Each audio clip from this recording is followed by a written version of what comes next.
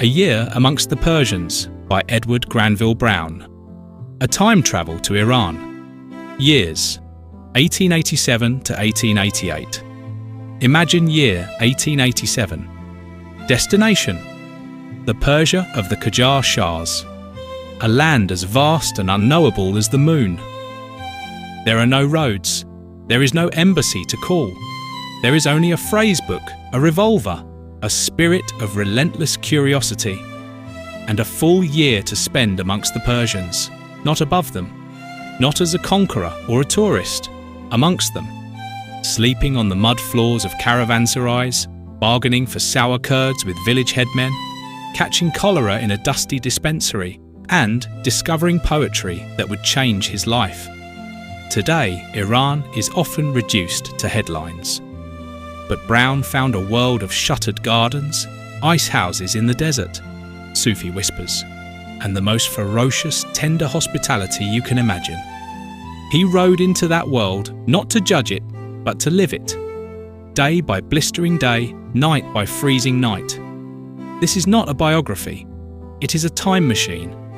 This is A Year Amongst the Persians, rebuilt from Browne's own immersive pages, with every dust storm, every negotiation with a mule tear, every stolen cup of tea at a forgotten mountain pass. Step closer. The 19th century is waiting, and Persia has not forgotten you. A Year Amongst the Persians. Full title: A Year Amongst the Persians. Impressions as to the life, character, and thought of the people of Persia, received during 12 months' residence in that country in the years 1887 to 1888. Published in 1893 by Edward Granville Browne, stands as one of the most celebrated and enduring classics of English travel literature.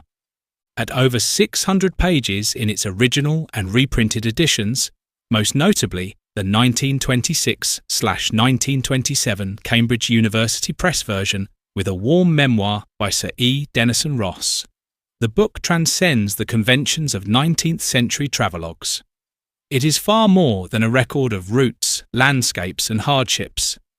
It offers a profound, affectionate, and intellectually rich immersion into Qajar-era Persian society, culture, philosophy, literature, religion, and the rhythms of daily existence.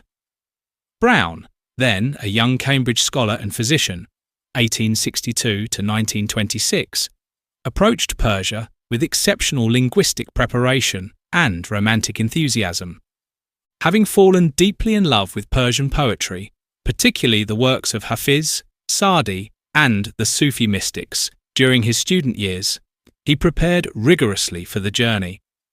Funded in part by a Pembroke College fellowship, his 12-month residence, October 1887 to October 1888, allowed him to live among Persians, often dressing in local attire, speaking the language fluently, dispensing medical advice for minor ailments, and engaging in candid conversations that revealed the inner thoughts, character, aspirations, contradictions, and philosophical bent of the people far beyond superficial observations. Browne's writing style is elegant, literary, and engaging. He interweaves vivid sensory descriptions of scenery, sounds, smells, and textures.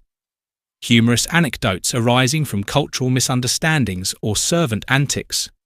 Self-reflective passages on the nature of travel and cross-cultural empathy, and extensive quotations from Persian poetry, with his own graceful translations.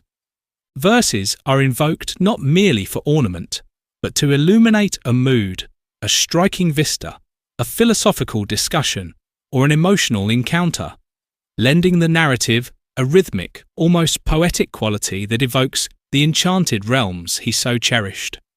Reviewers and later scholars have praised its warmth, genuine sympathy, scholarly depth, and tact, which enabled him to win the confidence of persecuted minorities such as the Babis and Zoroastrians, without incurring the enmity of official or clerical classes.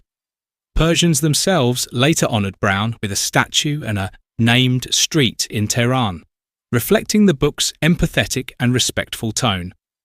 Though it received limited immediate attention upon first publication, The 1926 reprint elevated it to classic status. It remains an invaluable historical source for understanding late Qajar Iran. Its intellectual vibrancy, social customs, religious diversity and tensions, economic realities, and the subtle blend of ancient traditions with emerging modernization pressures from Russia and Britain. Browne's background and motivations. Introductory chapter. The book opens with a lengthy introductory chapter in which Browne explains his fascination with the East in personal, humble terms. As a medical student at Cambridge, he was drawn to Oriental languages amid the excitement of the 1877-78 Russo-Turkish War, which first sparked his interest in Turkish and then Persian. He recounts in detail his self-directed studies, overcoming the initial frustrations of grammar, vocabulary, and the elegant but demanding Persian script, his growing delight in the vast literary treasures of Hafiz, Sa'di, and the mystics, and how a Pembroke College Fellowship finally made the long-dreamed journey possible. He frames the work not as ego-driven autobiography, but as a generous sharing of hard-earned insights, the gain harvested from travel's travail, as the sages say. Acknowledging the potential self-indulgence of first-person travel writing, he justifies it through the unique value of his year-long immersion rather than fleeting tourist glimpses. His medical background proved repeatedly useful, allowing him to treat minor ailments in remote villages and caravanserais, thereby building trust and opening doors to deeper conversations. The Outward Journey, from England to Tabriz. The arduous overland approach through Anatolia and into Persia. Chapters 2 and 3 detail the demanding outward journey with heightened vividness. Initially planning a relatively easy sea route via the Caspian, Browne and his college friend, H., a fellow doctor, impulsively switched plans at Constantinople after 2 days ashore, drawn by the romance of the traditional caravan route. They sailed to Trebizond, Trabzon, consulted the British consulate, and received reassurance that the old road through Erzurum to the Persian frontier was safe. Ignoring warnings from Persian acquaintances on the steamer, who exclaimed that the longer path might take 3 months and carry real risks, they hired horses, mules, and a local servant, whom Browne renamed Ali for cultural familiarity and ease of address. The trek across rugged Anatolian terrain unfolded over many days of saddle-weary travel. They crossed steep valleys, high snowy passes such as the Zigana Dagh, where cold winds bit sharply and snow lay deep even in early autumn, windswept plateaus and scattered villages. Nights were spent in basic khans or simple caravanserais, fortified roadside inns with central courtyards, arched stables for animals, and rudimentary rooms or open galleries for travellers. Meals were frugal: flatbread, eggs fried in oil, yogurt, cheese, or whatever the innkeeper could provide, often shared communally around a fire with a motley assortment of Turks, Kurds, Armenians, and Christians. Browne reflects at length on character differences. The more reserved demeanour of Turks compared to the poetic and hospitable Persians he would soon meet. The blend of warm hospitality with shrewd bargaining over fodder, alaf, and lodging fees, and the enduring romance of choosing the harder, slower way that allowed genuine engagement with local life rather than insulated modern shortcuts. Encounters along the route enriched his observations, conversations with Kurdish horsemen, interactions with Christian communities in remote hamlets, and the sight of caravans laden with goods bound for distant markets. Physical hardships accumulated: bone-deep fatigue from long hours in the saddle, dust that coated everything, occasional illness from contaminated water or poor food, and the constant negotiation with muleteers who could be both helpful and exasperating. Yet these were balanced by moments of profound beauty: the dramatic vistas of snow-capped peaks glowing at sunset, the camaraderie of fellow travellers swapping stories late into the night, the satisfaction of mastering small linguistic and cultural adjustments, and the quiet joy of reciting Persian verses to himself as the stars emerged over the highland plateaus. Upon crossing the Persian frontier, the landscape and atmosphere shifted noticeably. The air grew drier and clearer on the high plateau. The people seemed more inclined to eloquent conversation and poetic allusion, and architectural details, domed mosques, walled gardens, took on a subtly different character. Arrival in Tabriz, chapters 3 to 4, a major northern commercial hub and residence of the Crown Prince, marked Browne's first sustained immersion in urban Persian life.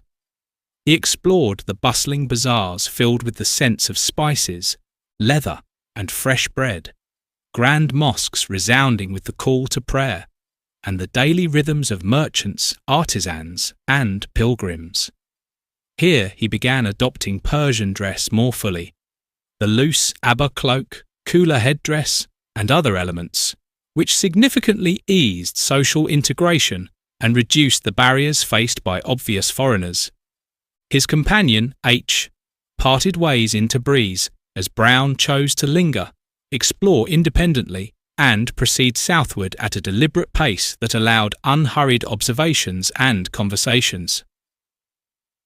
The road to Tehran, caravanserai life, Shapa system, and the realities of Persian travel. The chapters covering travel from Tabriz to Tehran, and later segments, expand richly on the practicalities and human texture of movement across Qajar Persia. Distances were reckoned in farsakhs, approximately 6 kilometers or 3.7 miles each, and journeys proceeded by caravan, usually on horseback or mule, along ancient routes punctuated at roughly days' ride intervals by caravanserais. These historic roadside inns, many dating back centuries and maintained, or fallen into varying states of repair, under Qajar rule, served as the backbone of overland travel. Some were spacious, with large central courtyards surrounded by arched iwans, extensive stables for dozens of animals, a central abdar, water cistern, fed by qanats or wells, and basic sleeping quarters or open galleries. Others were ruinous, wind-swept enclosures with leaking roofs, crumbling walls, and little protection from elements, offering only a dusty corner and the shared company of fleas, flies, and fellow wayfarers. Browne describes the nightly routine in meticulous sensory detail. Arriving exhausted as the sun dipped low, supervising the unsaddling of animals while bargaining fiercely with muleteers over the price and quality of alaf, fodder, straw, barley, or whatever was available. Claiming a spot for one's own bedding, essential as travellers carried quilts or rugs to avoid vermin, and sharing a simple communal supper of kello, steamed rice, fresh or stale flatbread, naan, abgusht, meat and chickpea stew, yogurt or cheese with a diverse company, merchants hauling carpets or spices, pilgrims bound for holy shrines, soldiers, dervishes, and ordinary villagers. Conversations often turned philosophical or literary, with Persians quoting Hafiz or Sadi to comment on the day's hardships or the beauty of a distant mountain silhouette. The air inside the khan filled with the aroma of wood smoke, cooking rice, and animal sweat. Outside, the sounds of bells on harnesses faded into the howl of jackals or the distant call of a night watchman. He also details the Persian postal system, Shapar, a network of relay stations where government couriers could travel with impressive speed by changing horses frequently. Browne occasionally hired Shapar horses for faster segments when time pressed, though this required official permission and added expense. The system highlighted both efficiency and the privileges of state-connected travel. Dangers on the road included not only occasional bandits, whom he fortunately never encountered seriously, but more constant threats, extreme weather, blinding snowstorms in mountain passes during colder months, blistering heat and mirages on the central plateau in summer, flash floods in arid wadis after rare rains, and the ever-present risk of dysentery or fever from bad water. Flies swarmed relentlessly by day. Fleas and lice plagued nights. Dust coated clothes, skin, and food. Yet Browne notes the stoic resilience of Persian travellers, their philosophical acceptance of discomfort, and the small kindnesses, shared tea from a kalyan, water pipe, a loaned blanket, or a recited verse to lift spirits, that forged temporary bonds among strangers. The route from Tabriz southward passed through towns and villages such as Zanjan and Qazvin, each offering its own character. Local bazaars for resupply, opportunities to observe regional dress and customs, and further chances for medical interventions that opened doors to private homes and candid discussions. Landscapes shifted gradually from the greener, more mountainous northwest toward the drier central plateau, with dramatic sunrises over barren hills, occasional fertile valleys with orchards and qanats, underground water channels sustaining agriculture in arid zones, and the vast open skies that invited contemplation. These sections immerse the reader in the full sensory and emotional reality of 19th century Persian travel. The creak of saddles, the jingle of harness bells, the relief of reaching a caravanserai at dusk, the bargaining rituals, and the unexpected moments of beauty or insight that transformed endurance into adventure. Tehran, capital life, court intrigues, religious spectacles, and urban observations. In Tehran, Chapter 5, Browne spent approximately 10 weeks absorbing the pulse of the Qajar capital under Nasir al-Din Shah. He wandered palaces with mirrored halls and intricate tilework, strolled gardens fragrant with roses and cypresses, navigated crowded streets and vibrant bazaars, and observed the layered social hierarchies, from high officials and ulama, clerics, to merchants, artisans, and labourers. Conversations with scholars, bureaucrats, and ordinary citizens revealed Persian eloquence, wit, and fondness for extended theological or literary debates, often stretching late into the night over tea and kalyan. One of the most striking accounts concerns the Taqiyya Dawlat, the magnificent state theatre built by the Shah for Muharram performances. Browne witnessed the Taziya Passion plays dramatising the martyrdom of Imam Hussein at Karbala, a powerful blend of profound Shiite piety, theatrical staging, choral elements, and mass emotion. He describes the Shah enthroned in a gilded royal box amid courtiers, while below thousands wept, beat their breasts in unison, and cried out in collective grief, creating an atmosphere of intense communal catharsis that moved even the detached observer. Political undercurrents surface repeatedly. The subtle and sometimes overt rivalry between Russian and British legations vying for influence over the Shah and his ministers.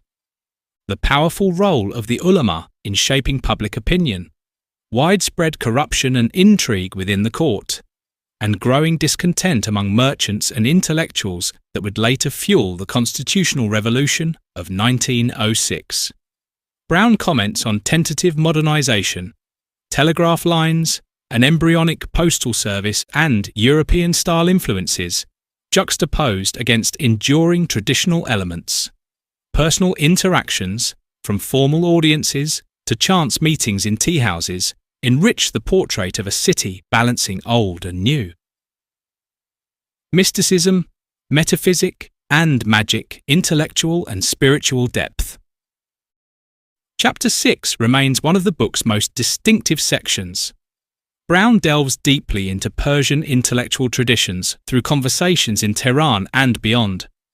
Sufism, referencing poets and orders like the Ni'matullahi, Shiite philosophy, including Mullah Sadra's profound contributions, metaphysics, and the blending of high thought with popular beliefs in jinn, ghouls, ifrits, talismans, astrology, and supernatural phenomena. He recounts evenings with dervishes and scholars, frank discussions of opium and hashish use, their social roles in contemplative gatherings, perceived effects on vision and conversation, and Sufi poetic justifications, and the resulting ecstatic or philosophical exchanges. Though dense, this chapter rewards readers interested in Islamic mysticism and the ways spirituality permeated everyday Persian life. Journey south, Tehran to Isfahan, Shiraz, and the cultural heartland. Chapters 7 to 11 trace the southward route with even greater expansion on travel realities. From Tehran, the road led through Qum, a major Shiite pilgrimage centre dominated by the golden domed shrine of Fatima al-Masuma. Browne describes the throngs of pilgrims, the trade in religious artefacts and burial shrouds, the atmosphere of fervent piety mixed with commercial bustle, and the contrast between sacred spaces and the surrounding town life. Caravanserais along this stretch varied widely, some well maintained with fresh water from qanats, others dilapidated and infested. Yet each offered opportunities for observation, shared meals sparking debates on faith, or quiet moments contemplating the golden dome against the desert sky. Isfahan, the historic Safavid capital, impressed with architectural splendour. The majestic bridges over the Zayande River, some still carrying water in Browne's time, the soaring Imam Mosque with its intricate blue tilework and vast courtyard, the delicate Sheikh Lotfollah Mosque, the Ali Kapu Palace overlooking the enormous Maidan-i Nakshi Jahan, one of the world's largest public squares. This square served as polo ground, original goalposts visible, military parade ground, execution site, and everyday social space. Browne details the bustling bazaars offering silks, spices, copperware, and local crafts, distinctive Isfahani foods, family life, and gender norms, including observations on the chador and public separation of sexes, and the Persian gardens, Bagh, embodying the ideal of earthly paradise with flowing water, cypress avenues, and fragrant roses. Extended stays allowed deeper engagement with locals, literary gatherings, and reflections on Isfahan's past glory versus its present under Qajar rule. The continuation from Isfahan to Shiraz traversed the rugged Zagros mountain passes. Narrow trails winding through dramatic gorges, steep ascents and descents testing animals and riders alike, with occasional glimpses of ancient ruins. Browne paused briefly at Persepolis, noting its majestic columns, bas-reliefs of ancient kings and tribute-bearers, and the powerful sense of historical continuity, though he professed no expertise in archaeology.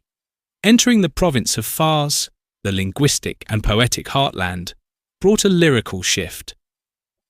Shiraz, celebrated as the pure earth of Shiraz and birthplace of Hafiz and Sadi, receives extended, affectionate treatment across 2 chapters.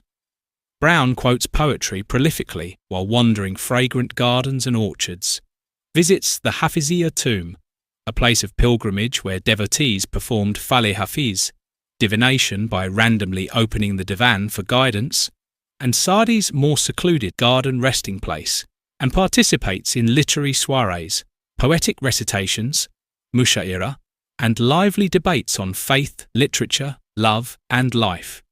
He describes the warm hospitality of locals, their wit and philosophical inclinations, scenes of opium use in contemplative settings, religious discussions, and the undercurrents of governmental inefficiency or occasional fanaticism. Daily life in Shiraz, bazaars, family customs, garden culture, and the interplay of high poetry with folk beliefs comes alive in rich detail. Yazd, the Zoroastrian community and persecution.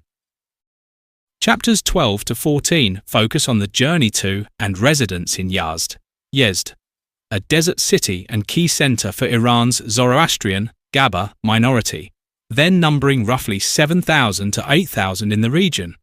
The route crossed increasingly arid landscapes reliant on ancient qanats for survival.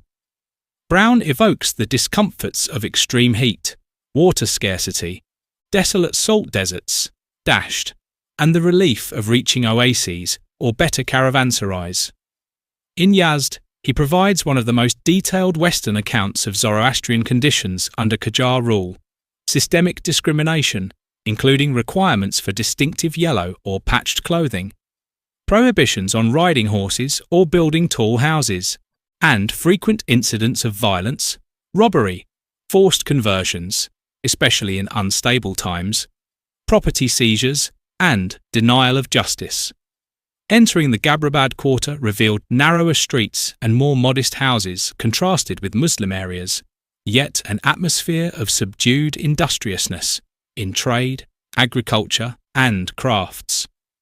Browne documents specific episodes, including a dramatic instance where he discreetly assisted a Zoroastrian woman who had been forcibly converted and held in a Muslim household, helping facilitate her escape and reunion with family while navigating risks of backlash. He admires their resilience, moral uprightness, preservation of pre-Islamic Iranian heritage through fire temples, with sacred flames burning continuously for centuries, purity laws, and theological traditions. Support from Parsi co-religionists in Bombay, financial aid and reform encouragement is also noted. These sections underscore themes of religious intolerance while humanizing a persecuted minority and contrasting their quiet dignity with broader societal complexities. Kerman, Society, Kalandars, and Heterodox Encounters. The route from Yazd to Kerman, chapters 15 to 16, continued through arid dasht and mountain fringes with reliance on qanats and sparse oases. Browne describes the intense heat, scarcity of water, and desolate beauty of the landscape. In Kerman, he examined local society, crafts, and further interactions with religious minorities. Chapter 17, Amongst the Kalandars, offers vivid, often humorous portraits of wandering Kalandars or dervishes.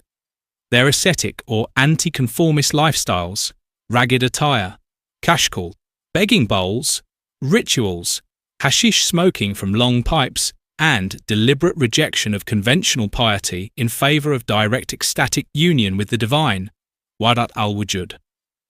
One memorable encounter involves a Kalandar preaching the unity of existence while scorning formal prayer or fasting, drawing parallels in Browne's mind to medieval European mystics.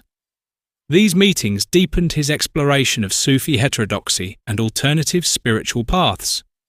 Throughout the southern journey and stays, Browne encountered Babis, followers of the Bab, executed in 1850, whose movement faced brutal persecution and later evolved into the Bahá'í faith.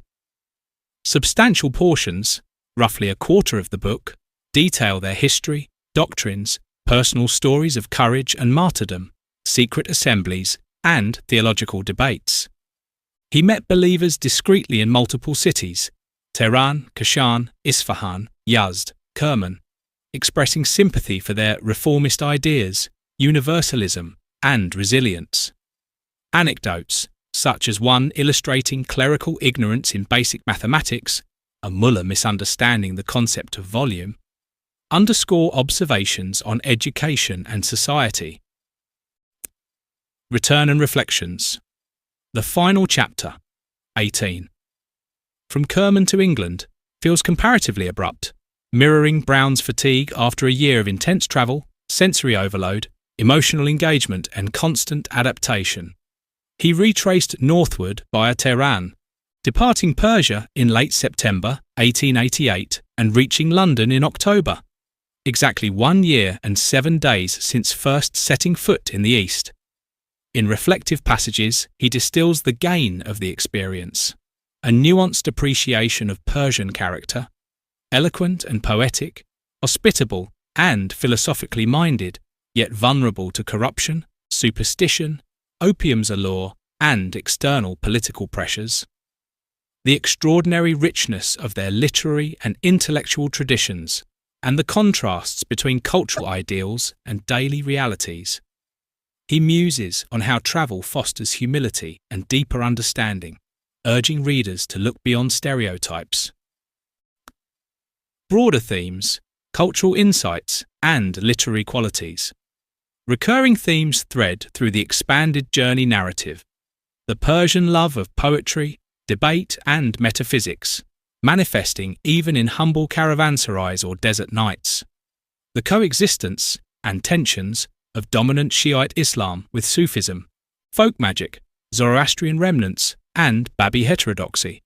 Vivid depictions of daily life, bazaar bustle with haggling and aromas, caravanserai routines of animal care and shared meals, staple foods, rice, bread, yogurt, kebabs, stews, clothing styles, and Browne's own adoption of them. Garden culture as paradise on earth, family structures, gender dynamics, and folk medicine.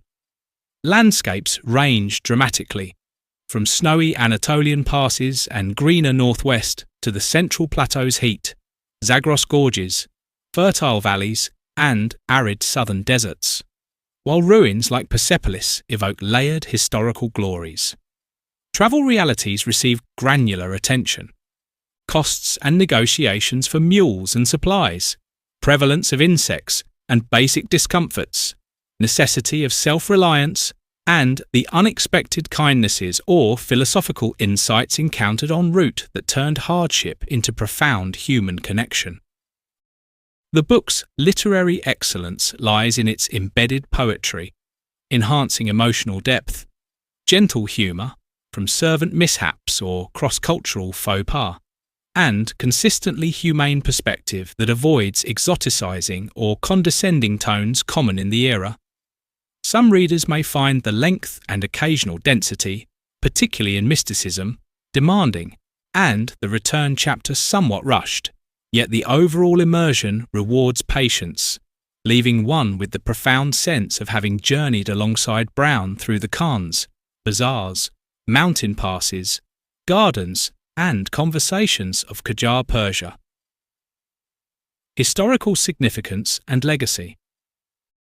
A year amongst the Persians captures Qajar Iran at a pivotal moment, on the eve of the constitutional revolution, with minority struggles, intellectual ferment, and great power intrigues sharply etched. It serves as an essential resource for historians, linguists, students of Persian literature, religion, and cultural studies. Browne's later scholarship, notably his multi-volume A Literary History of Persia, drew directly from these foundational experiences. Sir E. Denison Ross hailed it as one of the world's most fascinating and instructive books of travel, transcending ordinary limits as a guide to Persian literature and thought. Modern evaluations appreciate its sympathetic Orientalism, admiring and engaged rather than domineering, and its role in challenging simplistic stereotypes. While certain Victorian phrasings or emphases feel dated today, its core humanity and deep affection for the Persian soul, their dreams, debates, sufferings, poetic spirit, and philosophical depth remain timeless. The full text, complete with maps and index, is freely accessible on Internet Archive in multiple editions, and an audiobook version exists via LibriVox for those who wish to listen while imagining the caravans winding slowly through dusty passes and starlit nights. In essence, A Year Amongst the Persians is a richly detailed, heartfelt portrait of a people and their inner world, experienced by a Westerner who approached them with a linguistic mastery, an open heart, a sharp intellect, and genuine curiosity. It invites readers to travel vicariously through the hardships and wonders of 19th century Persian roads, emerging with a far richer appreciation for late Qajar Iran and the enduring allure of Persian culture. For enthusiasts of classic travel literature, Middle Eastern history, interfaith dialogue, or the timeless human quest for understanding, it is essential, profoundly moving, and endlessly rewarding reading.